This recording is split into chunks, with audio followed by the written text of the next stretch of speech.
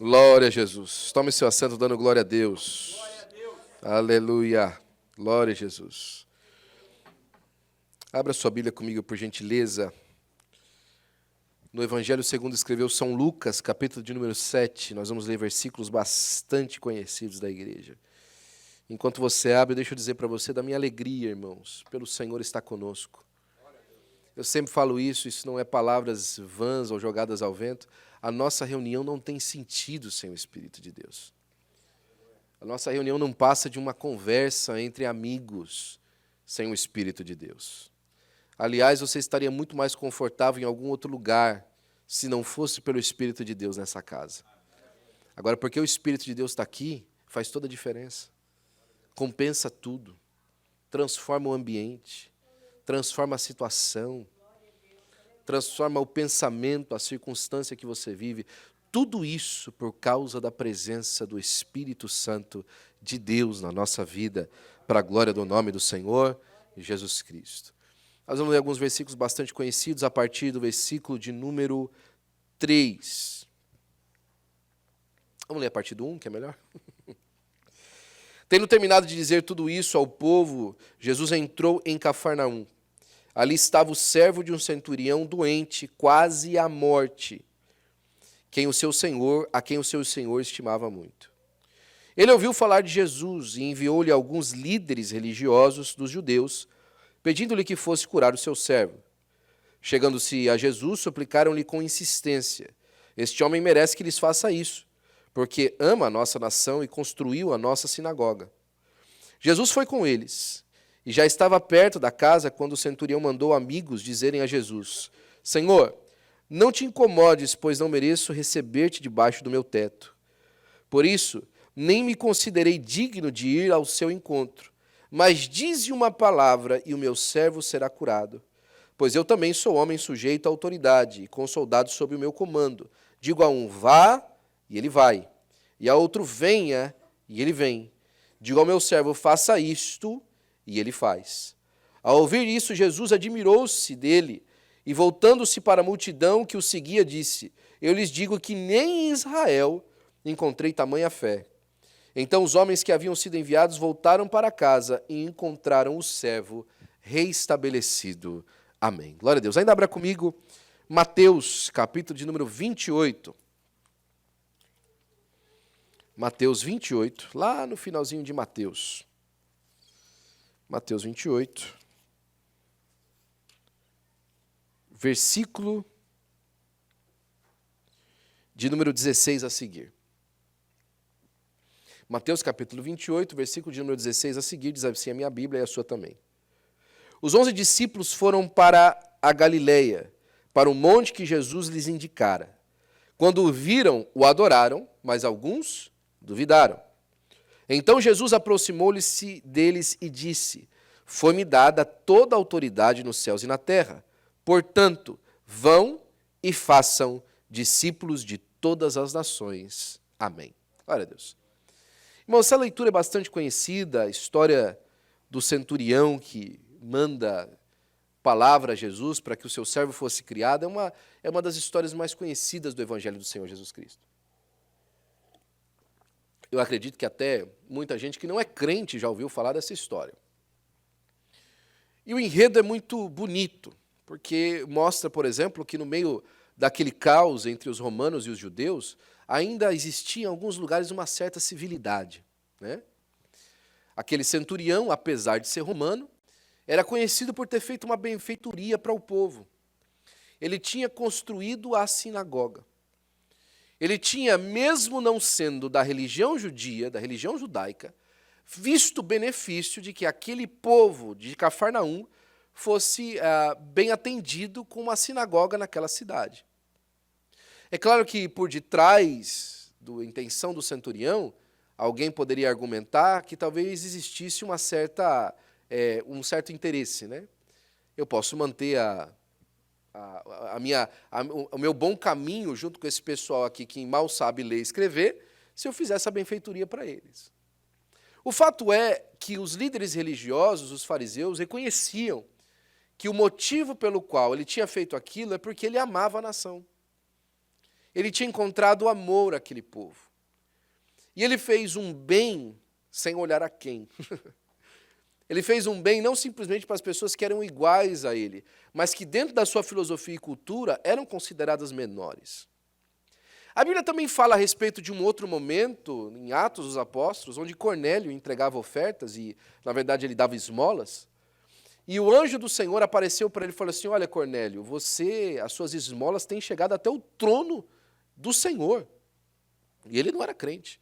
Mas você precisa se converter, camarada. Então vou mandar alguém aqui para pregar o evangelho. Por que o anjo não pregou o evangelho, né? Porque lá na frente em Pedro, está falando que esse ministério de pregar o evangelho foi dado aos homens. Os anjos não podem pregar o evangelho. Foi dado a nós o privilégio. Eles queriam, aliás. Pedro fala assim, eles queriam poder ter essa oportunidade de pregar o evangelho, mas a eles não foi dada essa autoridade. E os anjos são obedientes. Os anjos do Senhor, eles obedecem, né? Nós, às vezes não, mas os anjos são muito obedientes. Deus não permitiu que eles pregassem, ou seja, que fizessem um benefício. Já pensou um anjo pregando o evangelho, meu amigo? Você já imaginou? Se o anjo pudesse pregar o evangelho, será que ele seria bem sucedido na sua pregação? Mas o Senhor falou que não, que era para a gente fazer isso. E ali está o centurião, voltando à história. Naquele relacionamento amistoso, naquele relacionamento amigo, mas certo dia chega um problema na sua casa. A gente falou um pouquinho disso na quarta-feira, né? E o problema na vida do centurião era um problema que talvez para muita gente seria corriqueiro, né?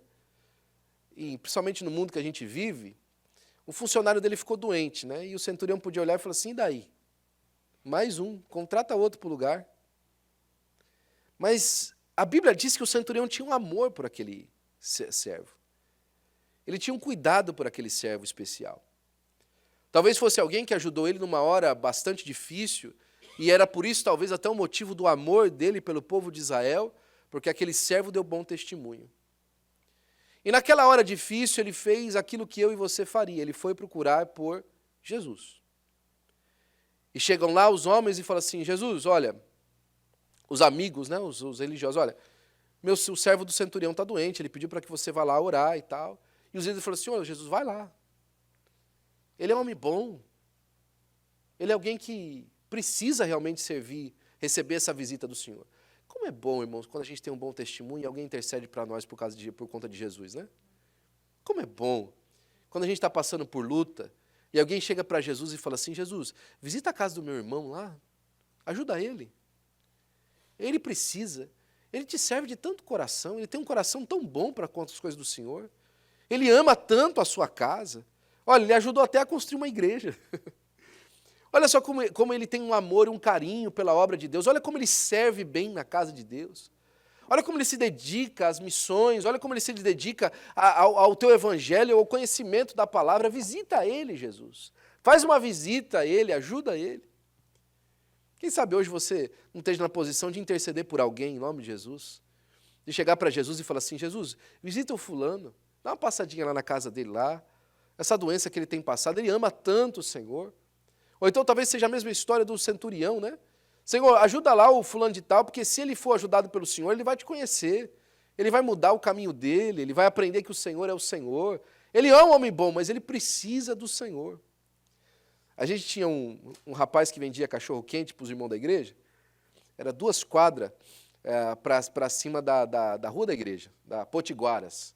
Era na Tamoios. Estou falando de Tupã, né? Só tem nome de índio. E estava lá o Gerson, né? E o Gerson, pensa num camarada gente boa. Ele era vizinho da minha avó. Pensa num camarada gente boa. E quando a gente conversava entre nós do Gerson, a gente falava assim, o Gerson é tão gente boa, só falta ser crente. Já usou essa expressão com alguém? Fulano é tão gente boa, só falta ser crente.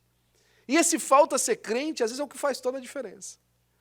Mas quem sabe hoje, esse só falta ser crente, ache no seu coração hoje aí, uma oração por ele. Senhor, visita o fulano, dá uma passada na casa dele, lá ele precisa do Senhor. E Jesus falou assim, eu vou lá, eu vou descer na casa dele, eu vou lá dar uma vistoria na casa dele, eu vou ajudá-lo. Eu gostei do testemunho de vocês. E nisso que Jesus está indo a caminho, vem outro amigo desse mesmo centurião e falou, ô Jesus, o senhor não pode entrar na minha casa. Como assim? O senhor é um homem santo demais. Às vezes a gente perde as maiores oportunidades da nossa vida por achar que Jesus não tem que se envolver numa situação que a gente acha pequena, que a gente pode talvez resolver de uma outra maneira. Não é o caso do centurião, mas muita gente faz isso. Tem muita gente que perde a oportunidade de ter uma experiência com Jesus maravilhosa, porque não calculou direito o que disse. Não fez o cálculo certo daquilo que falou. E acaba perdendo uma oportunidade extraordinária de receber Jesus em casa. De receber o contato de Jesus na casa. O centurião falou assim, não, Senhor, eu não posso que o Senhor venha aqui na minha casa. Mas o centurião, ao mesmo tempo que faz isso, ele revela alguma coisa que até então era algo que ninguém tinha dito. Às vezes, irmãos, na nossa vida, Deus nos usa para fazer coisas e dizer coisas que nunca ninguém tinha dito antes. Para revelar coisas que Deus não tinha mostrado antes. Eu gosto sempre de lembrar para isso da história de Noé. Lembre-se da revelação de Deus no tempo de Noé. Até então, qual era a revelação que eles tinham? Era a história que se contava de boca a boca a respeito do começo de todas as coisas, a respeito de um Deus criador de tudo, e que, por conta do pecado, havia abandonado a humanidade. Pastor Antônio Gilberto gostava de dizer que antes do dilúvio, a única religião do mundo era uma religião monoteísta. E justamente o desvio dessa religião monoteísta é que trouxe o dilúvio. Pare para pensar nisso. O que eles tinham de revelação de Deus? Mas nesse enredo de Noé, de repente um dia Deus aparece para ele, ou então manda alguém dizer para ele, a Bíblia não é clara a respeito disso, a Bíblia diz que Deus achou graça em Noé. Aos olhos de Deus, Noé teve graça aos olhos de Deus. Né? E graça, lembre-se, que é favor imerecido. Ou seja, apesar de Noé andar direito, Noé também não merecia vida. Deus achou com ele graça. E aí agora Deus pega e compartilha com Noé. Noé é o seguinte, constrói uma arca porque vai chover. Primeiro, não tem história de embarcação antes de Noé, e não chovia na terra.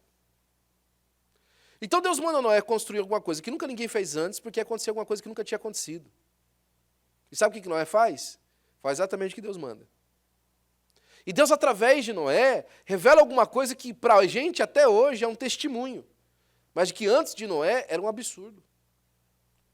Será que você tem capacidade na sua vida de entender que Deus quer usar você numa esfera de que nunca ninguém usou antes, que ninguém foi usado nessa esfera antes, para acontecer coisas que nunca aconteceram antes em um lugar? Será que você consegue abraçar isso como realidade para a sua vida, para que você possa aplicar isso com fé no seu dia a dia? Não muito longe daqui, na rua Labrea, tem uma casa de uma irmã que chamava Bonnie. E essa irmã decidiu receber na sua casa um tal de um pregador negro, cego de um olho, filho de escrava, pregando uma mensagem maluca sobre batismo no Espírito Santo, em 1906. E era uma mensagem que alguém já tinha pregado no passado, mas mais de 1.900 anos tinham se passado e ninguém mais falava nisso. Pelo menos 1.800 anos tinham se passado e ninguém mais falava de batismo no Espírito Santo. E ela recebeu esse sujeito em casa. E nós hoje falamos da Assembleia de Deus no Brasil, que em 1911, apenas 6 anos depois, ou apenas 5 anos depois, desse movimento que começou aqui na Califórnia, alcançou o Brasil. E nós estamos aqui hoje, mais de 100 anos depois. Porque alguém decidiu crer em alguma coisa que Deus ia fazer, que Deus nunca tinha feito daquele jeito antes. E William Seymour foi o precursor do maior movimento pentecostal da história da humanidade. O movimento pentecostal que nós vivemos a partir de 1906, em questões de quantidade, é maior do que o do primeiro século. Porque o do primeiro século aconteceu em Jerusalém e se espalhou pelo Oriente Médio. O que nós estamos falando hoje alcançou o mundo até os confins da terra. Deus pode usar para você para dizer alguma coisa que nunca foi dita antes, para que o resultado seja extraordinário como nunca foi antes. Eu gosto desse testemunho, antes de mais uma vez nos prender aqui à história do centurião. Certa vez um pastor americano chamado David Platt, ele escreve no livro dele que chama Radical. Nesse livro que ele chama de Radical, ele conta num dos seus capítulos que ele estava posto a fazer uma visita ao Sudão. E ele precisava de fazer essa visita ao Sudão e estava se preparando para essa visita.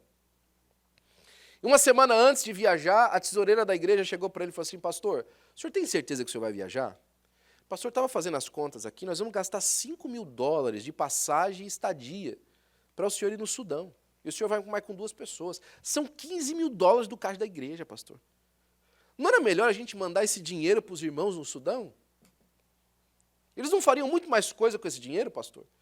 E ele entrou no avião com aquele barulho de trem e falou, meu Deus do céu, o que eu estou fazendo? A mulher tem razão, mas está tudo pago agora, né? Puxa, aquele coração apertado achando que estava gastando dinheiro da igreja à toa. Tem muita gente que faz esse conta. Sabe quem fazia essas contas? Judas. Não era melhor se fosse comprado aí, com esse dinheiro aí? Quanto pobre a gente alimentava com esse dinheiro aí? E aí a Bíblia fala assim, mas ele não queria saber disso não, porque ele roubava o dinheiro da salva. Não é o caso da irmã, tá? Mas a irmã colocou isso no coração do pastor, e o pastor foi com esse barulho de trem na cabeça viajar.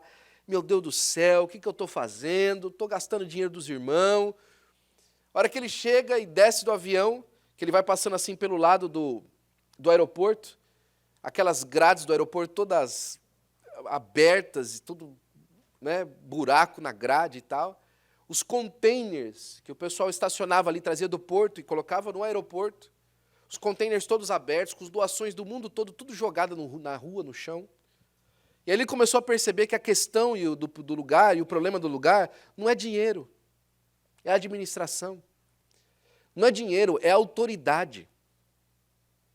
E ele chega no vilarejo que ele vai visitar, a hora que ele chega no vilarejo que ele vai visitar, o líder da vila chega e abraça, fala, pastor, que bom que o senhor veio.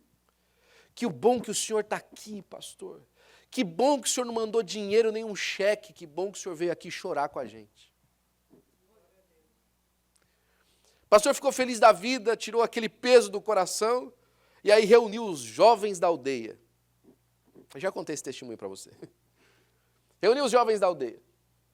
Os jovens sentando, ouvindo o pastor falar, aí o pastor começou a pensar no retorno dele para a América, né? Eu vou chegar no culto de missão, e eu vou falar para os jovens, jovens, vocês têm tudo. Olha só os jovens do Sudão, eles não têm nada. Qual que é o sonho da vida deles? A perspectiva que eles não têm nada na vida. E aí ele pegou e chamou um jovem e falou assim, jovem, o que você espera da sua vida? Pensando que o jovem ia dar aquela resposta que ele aguardava que ele ia dar para os irmãos na América. Porque ele não queria contar mentira, ele queria ser um cara correto. Mas ele esperava que ele ia dar aquela resposta, pastor, o que eu posso esperar? Né? E aí ele ia impulsionar os jovens à missão, mas aquele jovem, cheio de Deus, olhou para o pastor e falou assim, pastor, o que eu espero da vida? Eu espero mudar o mundo. Aí o pastor deu aquela risadinha assim de lado, né? Poxa, que moço ignorante, né? Será que ele sabe onde ele está? Será que ele sabe que ele mora no Sudão? Pensando na cabeça dele, né? Que jovem alienado. Será que ele sabe que ele mora num lugar que não tem nada? E o jovem percebeu o pastor rindo e falou assim, pastor, por que o senhor está rindo? Aqueles 11 pescadores mudaram a história da humanidade, por que eu não posso? Por que é que você não pode? Por que você não pode aparecer no meio da história como um novo centurião? E olhar para Jesus e falar assim, Senhor, na verdade, eu não sou digno que o Senhor entre na minha casa. Mas deixa eu falar para o Senhor a minha experiência de vida. Eu sou um homem de autoridade. Eu sou um homem que conheço hierarquia. O que é que você conhece? O que Deus colocou de conhecimento na sua mão? O que Deus deu para você que você sabe que isso é uma coisa que você tem? Que você sabe que isso é um talento que foi colocado para você? Que você sabe que isso é algo especial que Deus te deu. E não por uma questão de arrogância, mas na modéstia da sua vida, você consegue entender que esse é um papel seu na humanidade, na vida, no dia a dia. Que é uma coisa diferente. Você sabe que é seu. É tão difícil, irmãos, porque por diversas vezes a humildade que as pessoas contam por aí, ela é borderline mediocridade. Ela fica na fronteira da mediocridade. Não é a humildade da sinceridade, de saber quem você é. É aquela humildade da mediocridade. Não, eu não vou querer mais do que isso, porque isso aqui está bom. Não. Humildade, irmão, segundo o dicionário, é ser honesto a respeito de si mesmo. Seja honesto a respeito de si mesmo. Você não é a última bolacha do pacote, né? Mas você também talvez não seja aquela primeira quebrada, não. Você está no meio ali. O que Deus te deu que é seu? O centurião olhou para Jesus e falou assim, Senhor, o Senhor me fez um homem de autoridade, Deus me fez um homem de autoridade, eu sou um homem de autoridade. Eu sei o meu contexto. E olha só, eu não estou lá em cima na autoridade, não. Eu estou debaixo da autoridade. Mas eu tenho também homens debaixo da minha autoridade. E nessa esfera de autoridade, eu entendi alguma coisa a respeito do Senhor. Né? Porque na minha esfera de autoridade é assim, eu digo a esse vai, e ele vai. E eu digo a esse faz, e ele faz. Então, se o Senhor só soltar uma palavra, ela vai andar pelo mundo espiritual, vai chegar na minha casa e vai curar o meu servo. No meu contexto, eu entendo que o Senhor é capaz de fazer. Será que no seu contexto hoje você é capaz de entender o que Deus pode fazer por você, pela sua casa e pela sua família para a glória do nome do Senhor Jesus Cristo? É uma das poucas vezes que Jesus aparece nos evangelhos impressionado. Como é que você impressiona Jesus? Como é que você consegue impressionar Jesus? Jesus ficou surpreso. Como é que Jesus fica surpreso sendo o Senhor? Mas a Bíblia vai dizer que Jesus falou assim, olha, estou impressionado. Nem Israel. Poxa, Israel anda com Deus quanto tempo? Quantos anos Israel anda com Deus? Qual que é a história de Israel com o Senhor? Quantas coisas o Senhor já mostrou em Israel? Mas esse homem de fora consegue entender um princípio a esse nível? Um homem de fora consegue entender o que Deus é capaz de fazer a essa esfera? Sabe, irmãos, o grande problema que a gente às vezes enxerga na igreja é que a igreja parece que ela se debruça aos pés de Jesus, mas se esquece de olhar para as mãos poderosas dele. É como se a gente abaixasse a cabeça para não ver aquilo que ele tem de glória nas suas mãos para fazer através de nós. Não simplesmente por nós. O grande problema que a gente às vezes vê é que Israel cerca o Senhor nosso Deus para pedir proteção para ela, em vez de ser uma representante de Deus na terra. A gente falava hoje à tarde na escola dominical, eu quero mais uma vez convidar você à escola dominical às 5 da tarde. Nós falamos hoje na escola dominical a respeito que a igreja é a coluna e a firmeza da verdade. Agora, você sabe para que serve uma coluna? Uma coluna não serve para si mesma. Uma coluna serve para sustentar o prédio que está construído em volta. Você sabe qual é a firmeza da coluna? É a fundação onde ela está. Para que ela, como coluna, estando na fundação que é Cristo, seja a firmeza da verdade para o edifício que está construído através não só que a mesma igreja é, mas que a humanidade está em volta. Uma igreja, irmãos, bem estabelecida e fazendo o seu papel, muda a história de uma comunidade inteira. Tem um caso de uma cidade no México, que essa cidade não tinha mais lugar na cadeia. Não tinha mais gente, não tinha mais como colocar gente na cadeia. A cidade, por mais ou menos 500 habitantes, tinha já 3 cadeias. E as 3 estavam lotadas. Só tinha gente ruim. Aí um missionário foi para lá. Começou a pregar o evangelho, começou a ganhar gente para Jesus, e ganhou gente para Jesus e tal. Com 10 anos, fecharam as cadeias. Não tinha mais cadeia na cidade, porque fecharam. Todo mundo se converteu. Não tinha mais crime na cidade. Porque alguém se levantou e falou assim, vamos mudar a história desse lugar aqui? Deus mandou uma palavra, a gente é homem de autoridade. Deus mandou que era para a gente vir aqui pregar e nós vamos fazer. E é onde a gente chega para a última parte do nosso texto. Sabe por que Jesus se impressionou com aquela palavra? Sabe por que ele achou aquilo interessante demais? Porque Jesus lembrou, naquela palavra daquele homem, como é que funciona o céu. O céu não funciona através de consideração de possibilidade. Quando os anjos de Deus recebem ordens do Senhor nosso Deus, eles não falam assim, Senhor, mas isso aí é para fazer amanhã cedo, né? Porque, se eu sair daqui agora, o senhor sabe que a 405, ela engarrafa, né? Então, para mim entregar isso aí que o senhor disse, para mim chegar lá no horário que o senhor está falando, não vai dar tempo. Então, o senhor não acha melhor ir amanhã? Ou então, Senhor, o senhor sabe que esse irmão aí, ele não ouve as coisas desse jeito aí que o senhor fala. O senhor não prefere usar um método diferente, de repente, né? Os anjos não dão ideia para Deus.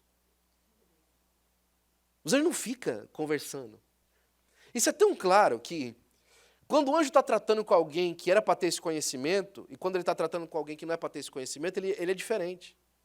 Eu te dou 2 casos iguais no Novo Testamento, ok? Deus aparece para Zacarias e fala assim, Zacarias, sua mulher vai ficar grávida. A mulher dele era velhinha, ele também. E Zacarias era um sacerdote, ele estava diante do Senhor lá, oferecendo incenso, ou seja, ele era um homem de uma sequência de ministério, o homem já conhecia, já precisava de ter conhecido a lei todinha. E ele olha para o Gabriel e fala assim, Gabriel, como é que vai ser isso? Gabriel fala assim, você está brincando comigo, né?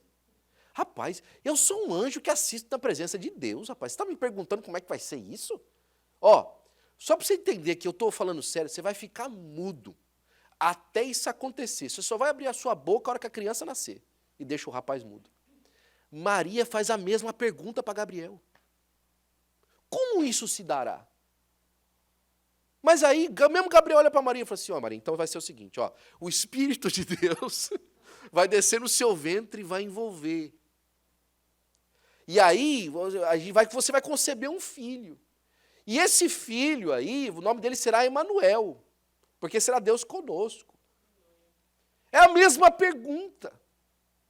Mas os anjos não ficam falando isso para Deus.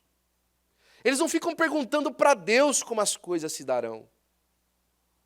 E aí Deus se impressiona, o Senhor Jesus Cristo se impressiona, que um homem naquela posição pudesse entender como funciona a hierarquia de autoridade no céu. Deus mandou uma palavra, então, meu amigo, descansa, vai acontecer.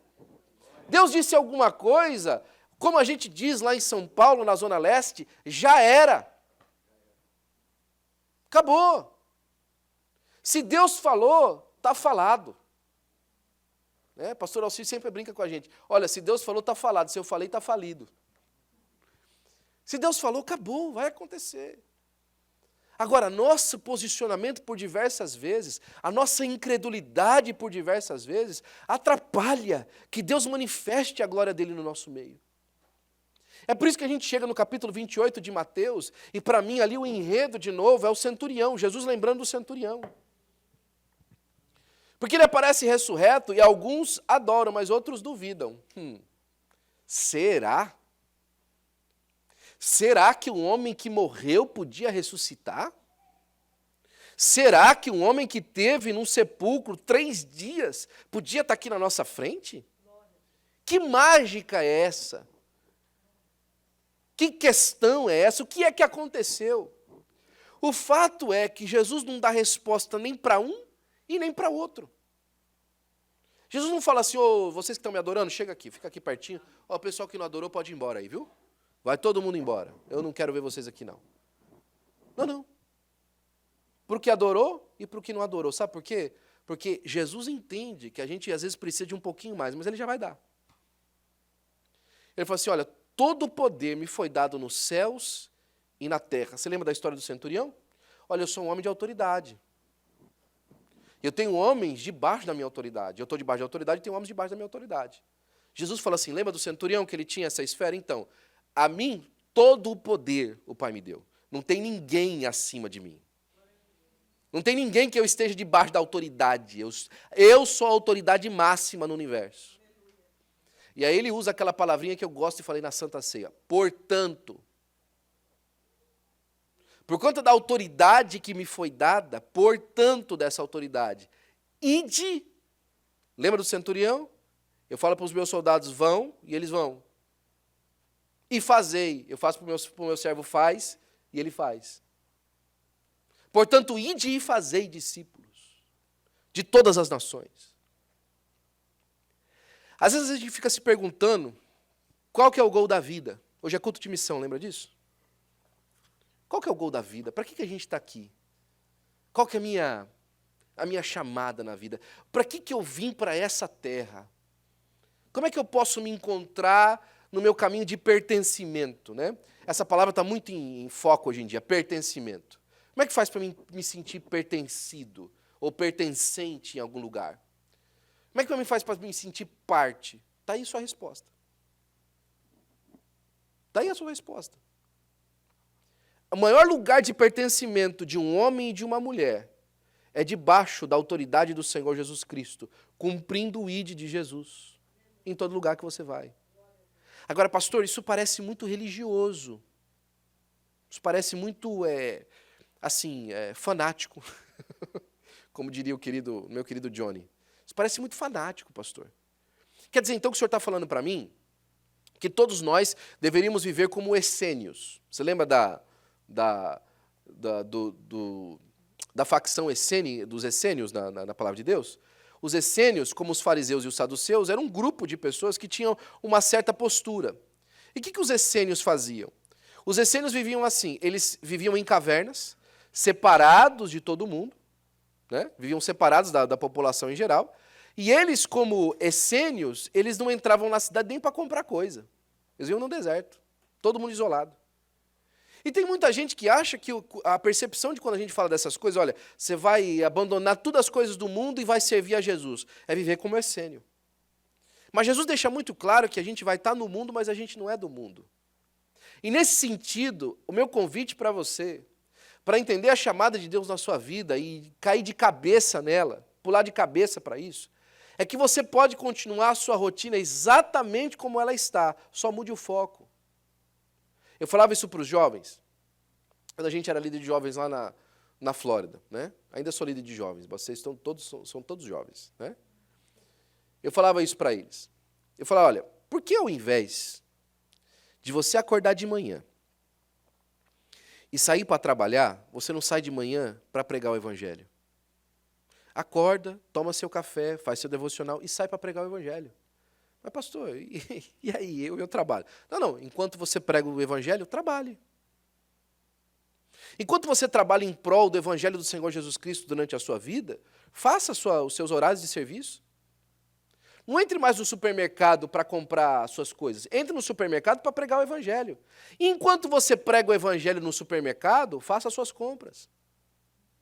E como é que eu prego o evangelho? Irmão, de todas as maneiras que você achar possível, eu prego o evangelho. E quando precisar, use palavras. Às vezes a gente quer pregar o evangelho, vai ser entrar com um cartazão, Jesus te ama dentro do mercado. Pessoal, olha só, vim aqui pregar o evangelho para vocês. E terminar preso, né? Feliz porque foi preso para a glória do nome de Jesus. Não, irmão. Pregar o evangelho na simplicidade. Entrar dentro do supermercado e falar assim, Senhor, me ajuda aqui dentro. Fala comigo, com quem que o Senhor quer mandar uma mensagem aqui? Com quem que o Senhor quer falar nesse lugar? Como é que faz para mim servir essa caixa aqui? Como é que eu posso falar para o caixa do teu amor? Como é que eu posso falar para ele que o Senhor ama ele? Hoje, que eu passei no caixa do Target para comprar o xaropinho da Sarinha, da Nádia, você viu que ela está tossindo, ela melhorou um pouquinho, está até dormindo, glória a Deus. Você viu que está paz, né? Comprei o xaropinho dela e estou para falar com o caixa. E o caixa simplesmente me cumprimentou. Boa tarde, tudo bem? Como é que você está? Eu falei, melhor do que eu mereço. Você sabe que eu falo isso? Alguém já andou comigo e sabe que eu falo sempre isso. Melhor do que eu mereço. Aí a mulher, como assim melhor do que eu mereço? Eu falei assim, sabe por quê? Eu não merecia nada. Mas Jesus Cristo na cruz do Calvário morreu por mim e me deu vida eterna. Eu estou muito melhor do que eu mereço. Será que tem um jeitinho, uma chance, uma porta aberta, para que eu de uma maneira simples possa testemunhar o evangelho do Senhor Jesus Cristo em cada lugar que eu passo? Por quê? Porque essa é a ordem que Ele me deixou. Se eu não soubesse nada a respeito daquilo que Deus quer para mim, isso eu já sei. Se eu não soubesse nada a respeito do plano de Deus para a minha vida, disso eu já sei. O centurião ganhou o louvor do Senhor Jesus Cristo porque ele entendia que a grande felicidade da vida e o grande resultado da vida mora na obediência das palavras que Jesus disse. E a pergunta é, o que é que ele disse? E se ele disse, o que te impede de te obedecer? E se você obedeceu, não se preocupe, a vitória é sua em nome de Jesus. No ano de 2000, 2012, eu acredito que esse foi um dos anos mais difíceis da minha vida aqui nos Estados Unidos. A nossa situação financeira era muito difícil. A gente estava morando na Flórida e a Ana não tinha, naquela época o emprego dela não estava muito fixo. Fazia poucos anos que a gente tinha casado, nós estávamos aí numa fase de transição muito grande no nosso casamento. E a situação nossa era muito complicada. Em setembro, para melhorar, eu sofri um acidente. No dia 1º de setembro de 2012, há exatos 11 anos atrás,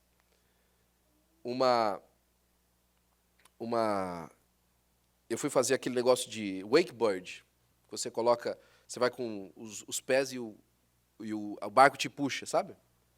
Só que ao invés do barco te puxar, eu mostrei até para Clarinha o lugar lá, né? Só que ao invés do barco te puxar, é um cabo de aço que puxa e tem dá volta em volta do lago. Rondanas vão puxando assim e fica andando em volta do lago. Eu não sei se você sabe disso, mas deixa eu falar para você já tomar precauções, qualquer vez que você estiver comigo, eu não sei nadar. Ok? Você está sabendo agora, por gentileza, me ajude a ficar longe da água. Porque essa não é a época de aprender a nadar. Já foi a época de aprender a nadar. Agora é a época de você aprender a ficar longe da água, né? Aquela época eu não tinha aprendido ainda. Eu fui fazer esse wakeboard. Eu estava de colete de salva-vidas, então não ia ter problema de afundar. Mas a minha locomoção na água é horrível, né? E eu estou lá.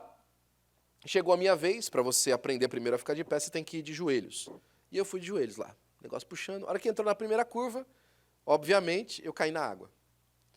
E eu caí na água e comecei a, como uma tartaruga na terra, tentar sair da água. E nisso que eu estava saindo, a pessoa de trás tinha sido falado que, olha, se você cair na água, você sai o mais rápido possível, e se você estiver vindo atrás e ver que uma pessoa na frente caiu a água, você pula na água também. Não tem problema, a gente vai dar tempo para vocês usarem mais o aparelho e tal, fica tranquilo. Falei, tá bom. Aí eu estou saindo da água e o rapaz atrás de mim fez exatamente isso. No que ele caiu na água, a prancha dele saiu para o lado, só que o handle veio batendo na água. E o handle veio batendo na água e bateu na minha cara. Me arrancou 4 dentes, um quinto se enfiou dentro da boca, e eu fiquei transfigurado.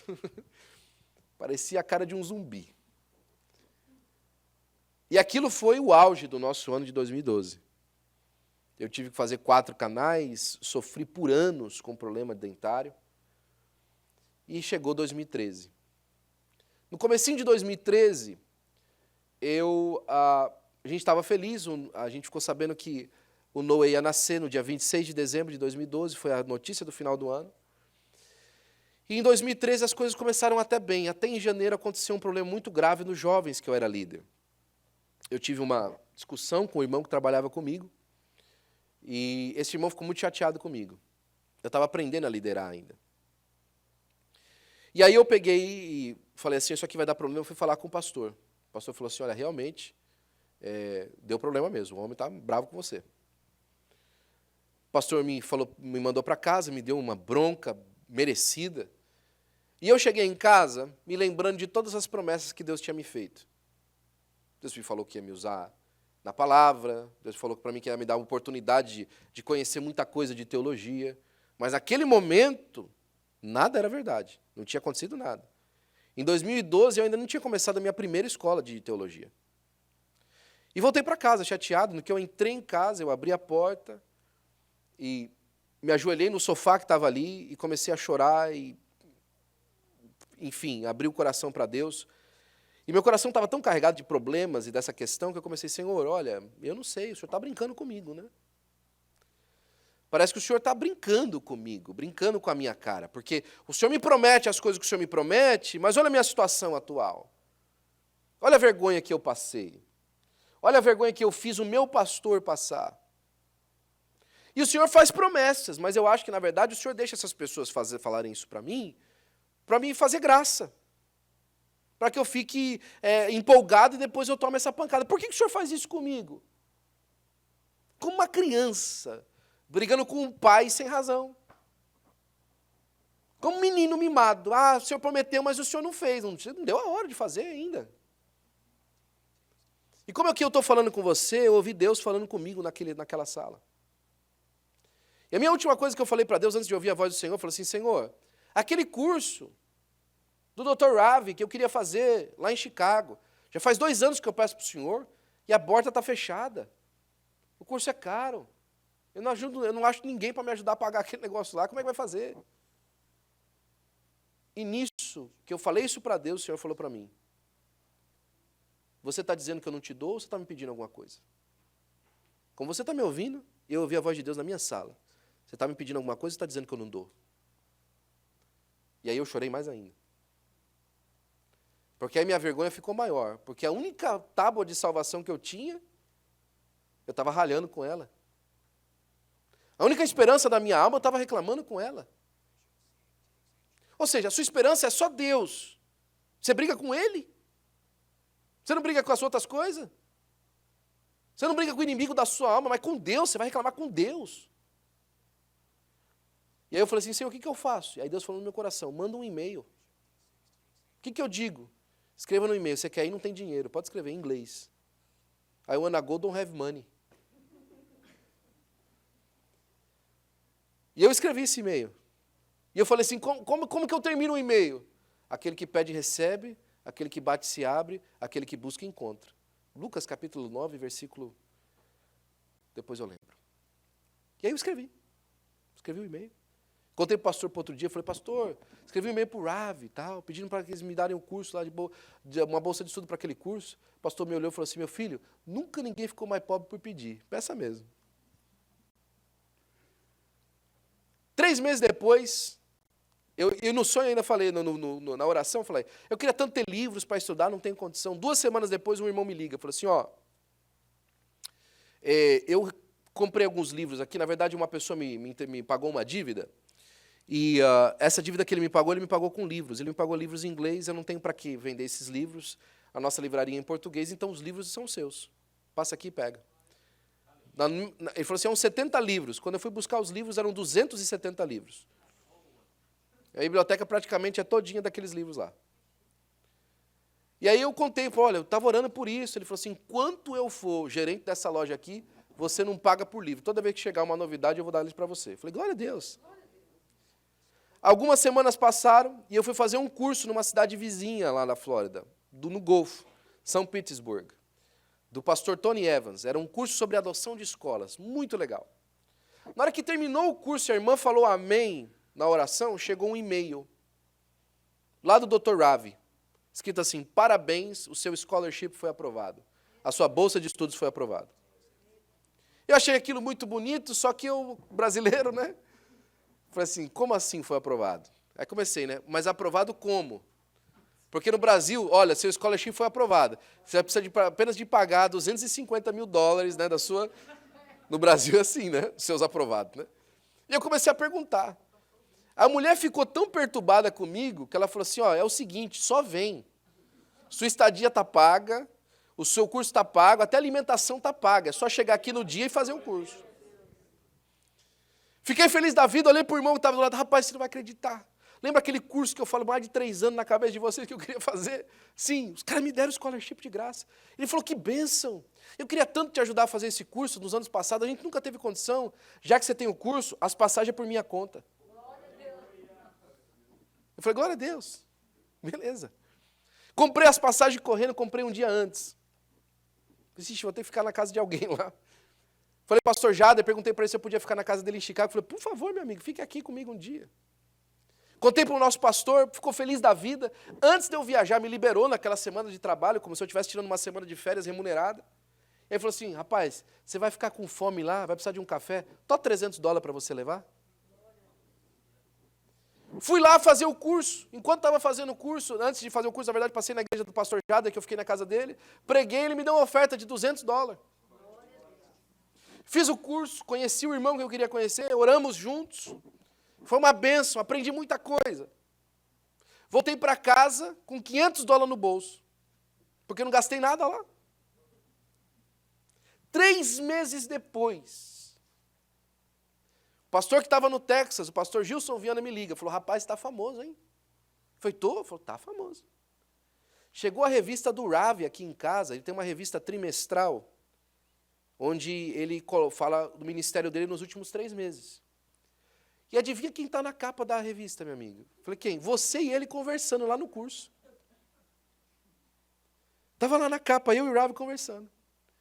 Ele me mandou a foto, corri, pedi um exemplar, mandaram lá em casa. A hora que chegou na minha casa, Deus falou comigo de novo.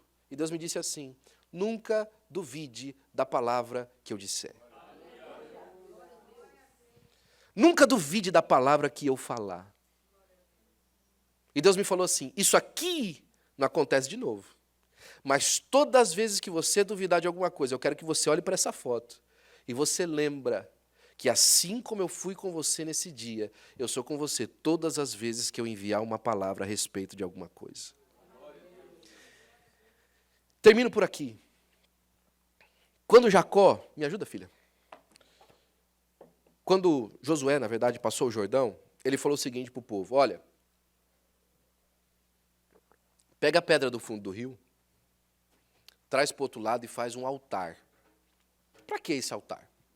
Para que no futuro, quando seus filhos perguntarem, que pedras são essas? Você vai falar assim, olha, essas pedras aqui estavam dentro do Jordão. Mas o Senhor abriu o Jordão e nós passamos com os pés a seco.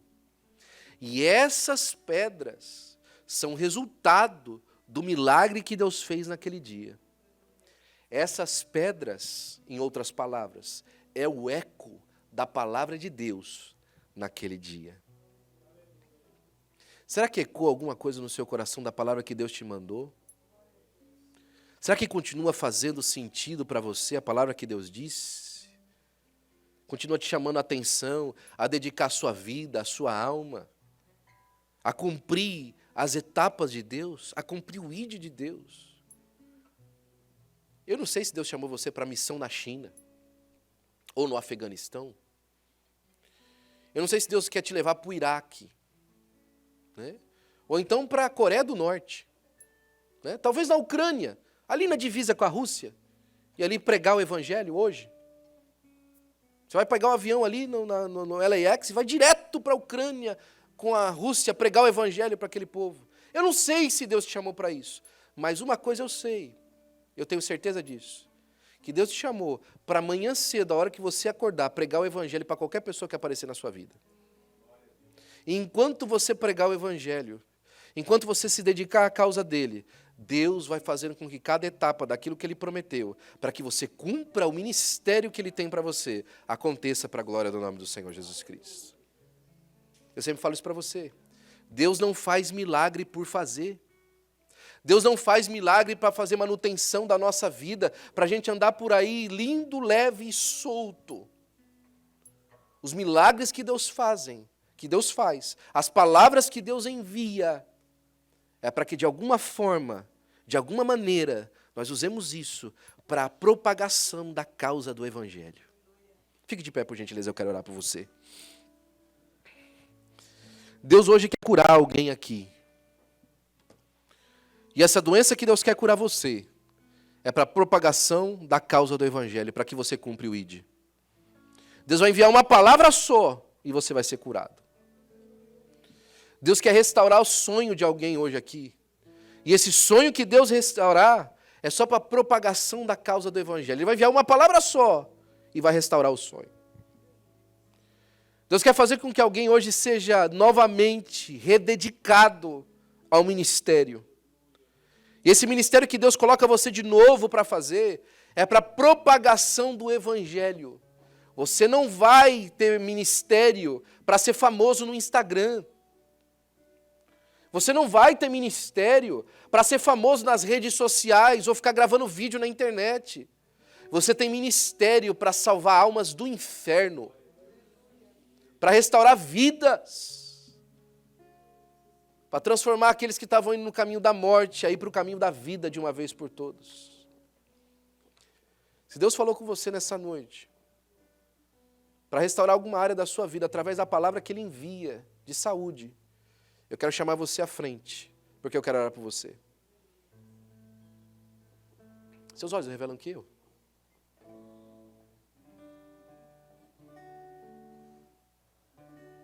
Revelam que eu nada posso esconder, que não sou nada sem ti, ó fiel Senhor. Tudo sabes de mim, quando sondas meu coração, tudo tu podes ver, muito dentro de mim. Leva minha vida a uma só verdade, que quando me sondas, nada posso ocultar. Sei que a tua fidelidade, quem leva a minha vida mais além do que eu possa imaginar.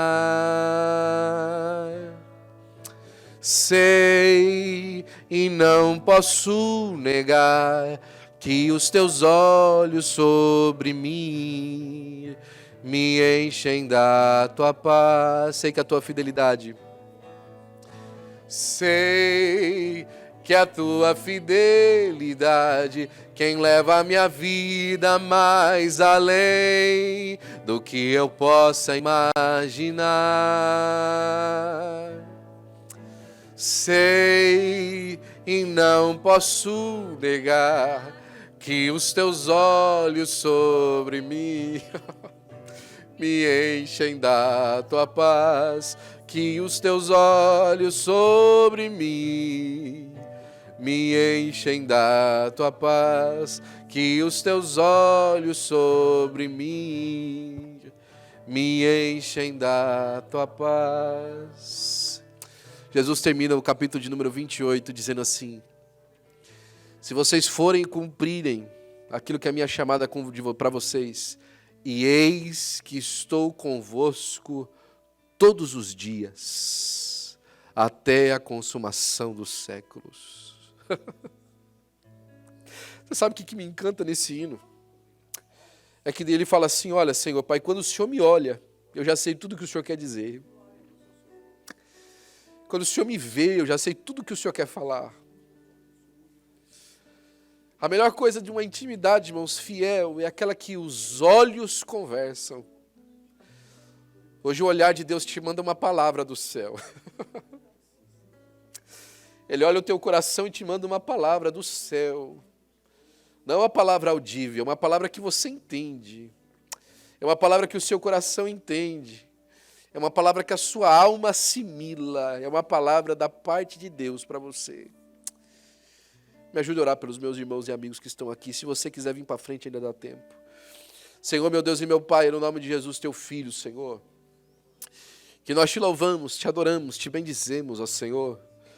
É no nome de Jesus, teu Filho, Senhor, Pai, que nós nos deliciamos, ó Pai, com a tua palavra, Senhor. Como, Senhor Pai, um menino, Senhor Pai, numa mesa, Senhor Pai, farta de comida. Nós comemos, ó Senhor Pai, nos alimentamos e experimentamos de cada uma, Senhor Pai, das espécies de comida que o Senhor nos apresenta. Ah, Senhor, e te agradecemos pela tua palavra, que é pão para a nossa alma, Senhor, e alimento, Senhor, para a nossa vida. Senhor, aqui estão os meus irmãos, ó Senhor Pai, que vieram à frente, Senhor. Senhor Pai, a busca da tua palavra, Senhor Pai, eles querem receber o Senhor em casa, mas eles estão aqui, Senhor Pai, à disposição daqueles, ó Pai, que recebem uma palavra a respeito da circunstância. E o Senhor envia hoje aqui. O Senhor envia hoje aqui, Pai, ela vai chegar nos lugares, ó Pai, antigamente assolados.